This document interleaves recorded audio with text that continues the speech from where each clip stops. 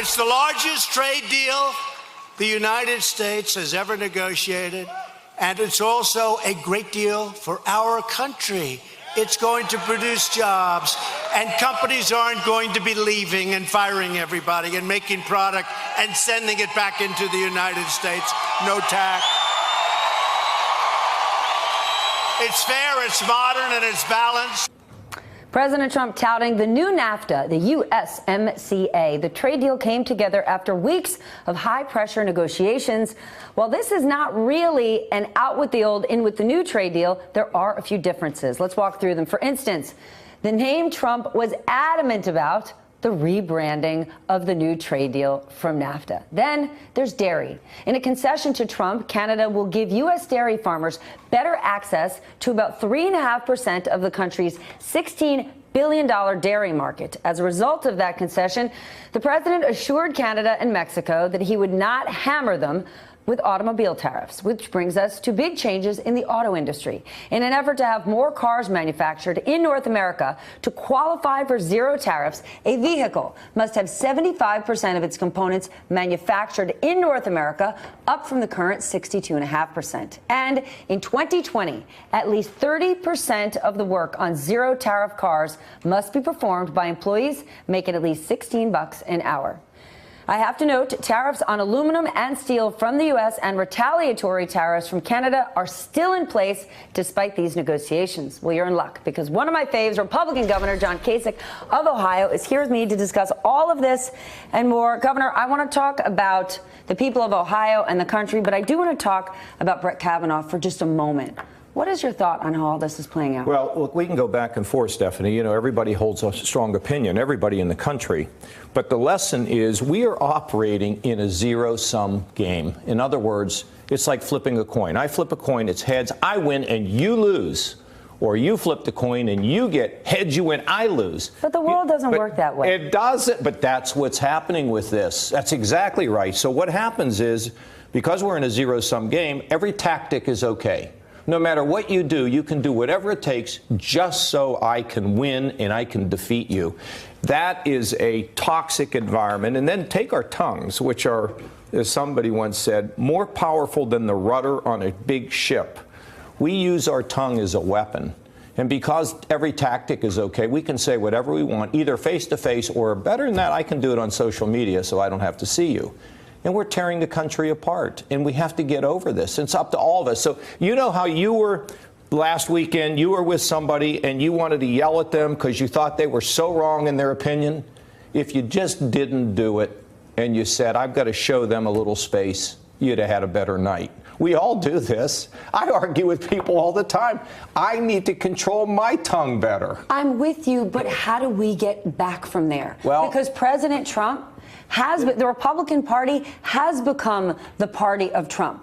Yeah. Right? Look at his press conference yesterday. He gets up there and goes, tick, tick, tick, deregulation, tough on immigration, trade, the judges. I did it, I did it, I did it. Well, bang, bang, bang. Yeah. And he doesn't know what the zero tolerance policy. I met with a couple legislators in Ohio last week to kind of share my 30 years of how to do things in politics. And one of them said, you know, I go out door to door and people slam the door in my face when they say, you know, I'm a Republican. But then I figured it out. I say, well, you know, I work on with John Kasich. I'm a Republican. And she said, and now they'll listen to me. And she said, why is that? I said, well, because I want to be kind in this job. It doesn't mean I'm weak, but I want to be able to give space to other people. And so, Stephanie, my message to them is stand up yourselves. You have to stand up. Just don't wait for somebody else or your leadership. So it's going to take individual Republicans and Democrats, and we saw some of it in the Senate Judiciary Committee, but it's across the board. And you know what? It's infecting all of us, too. I know you. How many arguments have you had where you had to turn around and apologize to one of your friends or your spouse?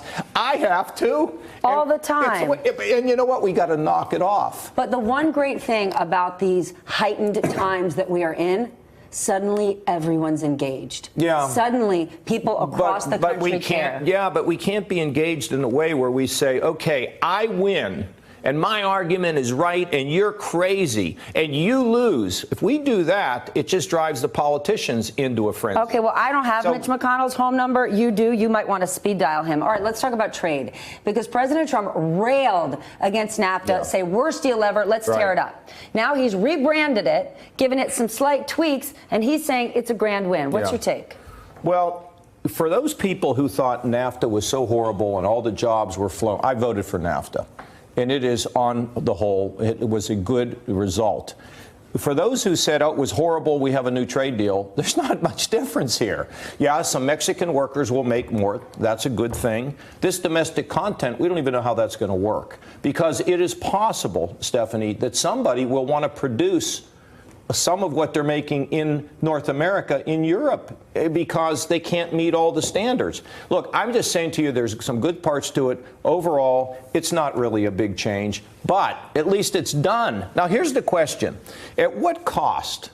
What do you think that Trudeau thinks about Donald Trump? Justin Trudeau does not feel good about it. This could hurt Justin Trudeau in the polls. But when Donald Trump did his calculation, he probably said, they're Canadians. Canadians don't get that mad. But Stephanie, if we want to rally the world against the illegitimate practices of China, you don't do it by angering somebody or putting them in a corner or calling them a name or whatever. But that's what Trump does, and he won on that. Well, did he win long term? Does America win long term on this? I mean, in the short term, it's a little sugar.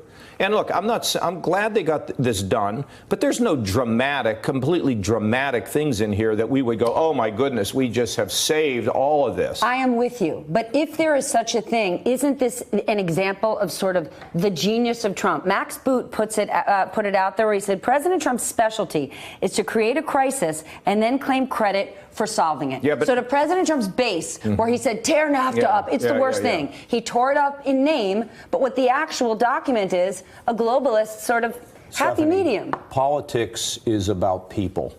And when you embarrass somebody or you infuriate somebody else, it's hard to get them to come back and to work with you on a bigger issue. Canada and Mexico, we probably could have had this done without all this, recriminations and angst and everything. We want people who think like we do, the rule of law, free trade, all this stuff. We want them to be our friends and tight. I would believe that if I hadn't seen the president call Lindsey Graham, Mitch McConnell, and Paul Ryan pathetic loser dodo birds, and then watch them fall at their knees and say, praise you, you mighty God, President.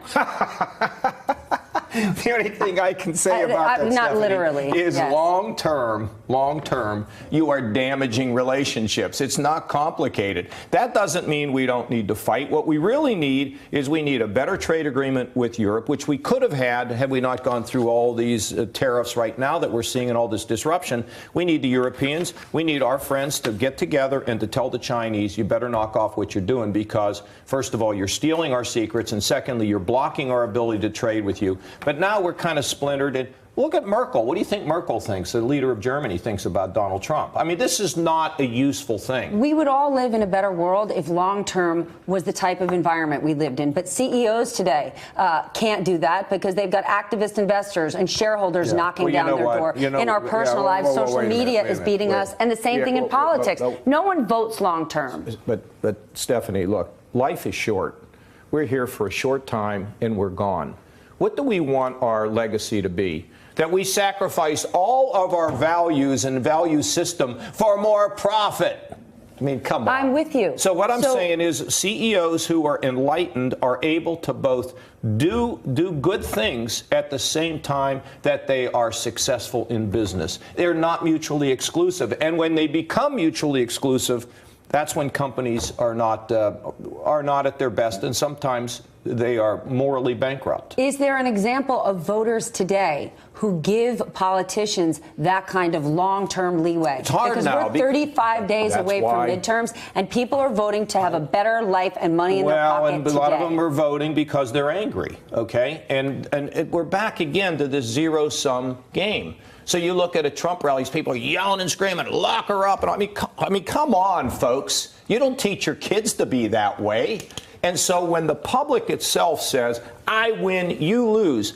I've got friends that were in a barbershop last week. If you had heard the things that they were saying about Dr. Ford. Whether you believe her or not, the things they were saying, according to my friend, it was horrible, okay? Where does this come from? So when we say blame the politicians, we have to look at ourselves, too, and say we can be better. We can give space to somebody. So, you know, I made a New Year's resolution, which I have failed. I gave it to my wife, and that was that in this year of 2018, I wasn't going to win every argument. I could lose a couple, okay? And you know what? My life is better when I can let somebody else have a little bit of a win. You got a good haircut. By the way, at the one barbershop. last thing I want to say to you. These children being transported in the dead of night to these detention centers, could you imagine when you were a little girl, I was a little boy, that they said, we're going to rip you away from your mother and father, and we're going to send you on a bus. You talk about the long-term implications of the little brains of these young little kids sleeping on the floors and not going to school and frankly, Stephanie, nobody loving them. This has got to stop. Governor, it breaks my heart to even think about it. But when you think about voters in your state, do they think about things like what we're doing to these immigrant children? Or do they just vote and say, I've got a job and money in their pocket? I think that we can dig down with them because the people are good, Stephanie. People do want to love our children. They want to be connected to one another. We just sometimes live way out here. But, you know, this morning, this nun who was on Morning Joe. Sister Norma, one of the most extraordinary And I've got people a nun, I've ever met. I've got a nun there's a lot of nuns doing a lot of great things. We have to do what we can do. We got to stop waiting on what the Senate Judiciary Committee is going to do or the president. Why don't we do some things? You know, how about that uplifting story about that little girl named Flo? Have you heard about her? She heard about Hurricane Florence going to do all this damage, and she said to her mother, Mom, we've got to do something. She's 5 years old. We got to do something to help these people. Her father took her picture of Flo, and put it where the storm was moving on a little map, and they attached it to a wagon. Her little brother pulled Flo in the wagon, and they went door to door in the neighborhood. They have raised so many supplies for people in North Carolina. They've got a garage full. And I called this mom and this little girl the other day. We need more Flos. You know, and so when I talked to her, I said, Flo, can you believe what you did? And you know what she said? I got a lot of attention. Indeed, she did. She's 5 years old. I love that story. It's a great story. Good News Rules was brought to you by Governor John Kasich of the great state of Ohio. Hey there, I'm Chris Hayes from MSNBC. Thanks for watching MSNBC on YouTube. If you want to keep up to date with the videos we're putting out, you can click subscribe just below me or click over on this list to see lots of other great videos.